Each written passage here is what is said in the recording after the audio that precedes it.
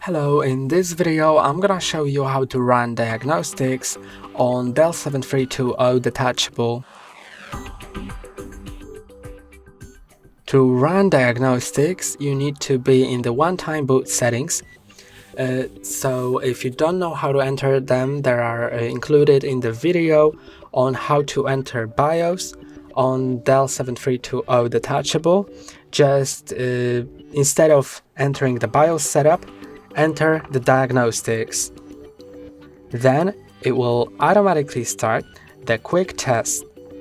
While in quick test, mouse and touch capabilities are not active, so you will stop the quick test, you will either need to use the keyboard and press on escape, or just wait until it all tests itself for about 3 minutes, and after that you'll be able to adjust other settings in diagnostics, like go to advanced test, because the quick test is running automatically and it may not be enough for you. You may need to go to advanced test, so you either stop it by escape on keyboard or wait until the quick test stops.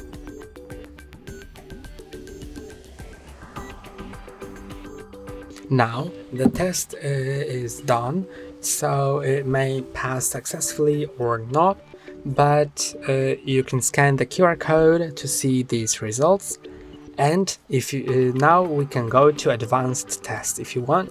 So click on advanced test right here, and now you're in the advanced test section, so you can run the test on certain parts of your device. So you can test the cables, PCIe bus, SD display, disk, OS boot, processor fan, or anything else, just selecting the ones that you'd like.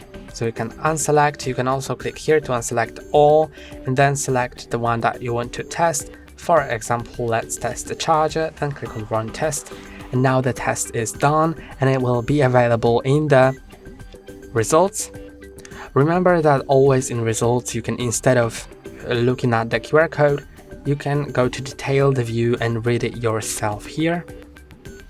So this is how it looks. You can also go to system info, and here you'll see all the system info configuration. Here is the health, and here is the firmware, and you can also go to logs, and here are the logs. Or you can go back to the quick test, you can run the test again, or go to results and see them. Or when everything is done, you can click on exit, and exiting will restart your device and boot into system. That's all for today. Don't forget to like and subscribe. See you next time.